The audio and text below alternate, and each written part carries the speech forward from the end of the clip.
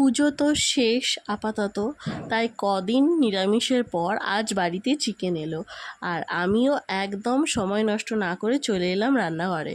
তো চিকেন ভালো করে ধুয়ে একে একে টক দই, একটু সর্ষের তেল, 1 চামচ লঙ্কা গুঁড়ো, হলুদ গুঁড়ো, একটা পেঁয়াজ কুচি দিয়ে একসাথে মাখিয়ে কিছুক্ষণ রেখে এরপর 2 টুকরো করা আলুগুলি গরম তেলে ভেজে তুলে নিয়ে ওই তেলে কয়েকটা তেজপাতা ফোড়ন দিয়ে কুচি করা পেঁয়াজ দিয়ে হালকা ভাজা হলে ম্যারিনেট করা চিকেনটা ঢেলে দিয়ে এরপর মশলার জন্য আদা, রসুন, পেঁয়াজ, কাঁচা লঙ্কা একসাথে বেটে চিকেনের মধ্যে দিয়ে 1 চামচ জিরে গুঁড়ো, এরপর খানিকটা কষিয়ে ভাজা আলু দিয়ে চিকেনের বাটি ধোয়া জল দিয়ে আন্দাজ মতো নুন ও চিনি, 1 চামচ লঙ্কা গুঁড়ো দিয়ে ভালো করে কষিয়ে চিকেন আলু সেদ্ধ হলে ওপরে গরম মশলা গুঁড়ো ও ধনেপাতা কুচি ছড়িয়ে নামিয়ে গরম গরম লাল লাল চিকেন কষা।